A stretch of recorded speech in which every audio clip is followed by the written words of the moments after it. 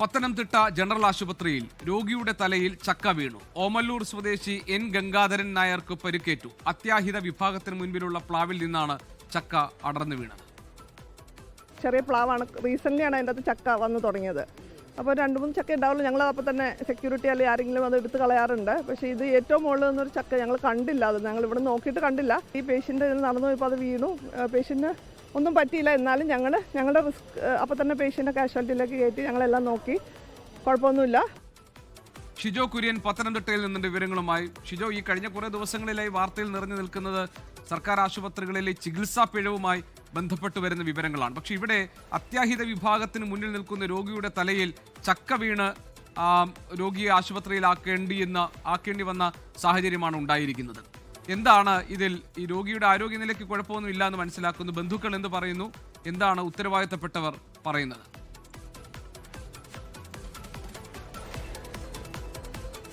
ജിക്ക് ഏറ്റവും ആശ്വാസകരമായിട്ടുള്ള കാര്യം ഈ ചക്ക വീണ് 78 വയസ്സുകാരനായിട്ടുള്ള ഓമല്ലൂർ സ്വദേശി ഗംഗാധരൻ നായർക്ക് ഗുരുതരമായിട്ടുള്ള പരിക്കോ മറ്റു കാര്യങ്ങളോ ഒന്നും തന്നെ ഇല്ല. ഇന്നലെ വൈകിട്ടോടു കൂടിയാണ് പത്തനംതിട്ട ജനറൽ ആശുപത്രിയിൽ ചികിത്സയ്ക്ക് വേണ്ടി വന്ന ഓമല്ലൂർ സ്വദേശി ഗംഗാധരൻ നായർക്ക് ഈ ക്യൂ നിൽക്കുന്നതിനിടെ അത്യാഹിത വിഭാഗത്തിൽ നിന്ന് പ്ലാവിൽ നിന്ന് ഗംഗാധരൻ നായരുടെ തലയ്ക്ക് മുകളിലേക്ക് ഈ ചക്ക വന്ന് വീണത്. ഈ ചക്ക വന്ന് തലയ്ക്ക് മുകളിലേക്ക് വീഴുമ്പോൾ ഈ കൈക്കും ദേഹത്തേക്ക് ഉരുണ്ട് വീണൊക്കെ കാലിനും ചെറിയ പരിക്കുകളുണ്ട്. ചെറിയ തൊലി പോയതുപോലെയുള്ള ചെറിയ പരിക്കുകളുണ്ട്. മറ്റ് ഗുരുതര സ്വഭാവത്തിലുള്ള യാതൊരു പരിക്കുകളൊന്നും തന്നെ ഇല്ല. അപ്പോൾ അതിനകത്ത് ആശുപത്രി അധികൃതർ തന്നെയാണ് വീട്ടിലേക്ക് പോകേണ്ടതില്ല, ഇന്നിപ്പോൾ ആശുപത്രിയിൽ തുടരാം. ഇന്നലെ രാത്രിയാണ് വൈകിട്ടോടുകൂടിയാണ് സംഭവം നടക്കുന്നത്. അതിന് പിന്നാലെ തന്നെ ഗംഗാധരൻ നായരെ ആശുപത്രിയിൽ പിന്നാക്കുകയും CT അടക്കമുള്ള സ്കാനിങ്ങിന് വിധേയമാക്കുകയും ചെയ്തു. CT അടക്കമുള്ള സ്കാനിങ് ചെയ്ത് കഴിഞ്ഞപ്പോഴത്തേക്കും ഗംഗാധരൻ നായർക്ക് മറ്റു കുഴപ്പങ്ങളോ കാര്യങ്ങളോ ഒന്നും ഇല്ല എന്ന് ആശുപത്രി അധികൃതർക്കും ബോധ്യപ്പെട്ടിട്ടുണ്ട്. ഏതായാലും ഈ ചക്ക വീണതിൻ്റെതായ ചെറിയ വേദനകൾ ഗംഗാധരനുണ്ട്. എന്തായാലും ആശുപത്രിയിൽ ചികിത്സയിൽ തുടരുകയാണ്.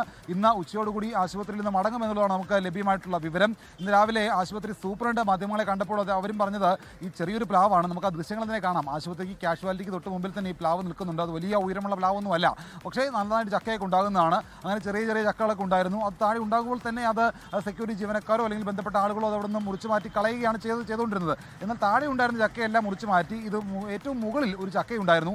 അതാണ് ഈ ഗംഗാധരൻ നായരുടെ തലയിലേക്ക് വീണത്. ആ ചക്ക മുകളിൽ ഉണ്ടായിരുന്നത് ഇവരാരും കണ്ടിരുന്നില്ല. അതാണ് യാദൃശ്യവശാൽ തലയിലേക്ക് വീണത് എന്നുള്ള കാര്യമാണ് ആശുപത്രി സൂപ്രണ്ട് പറയുന്നത്.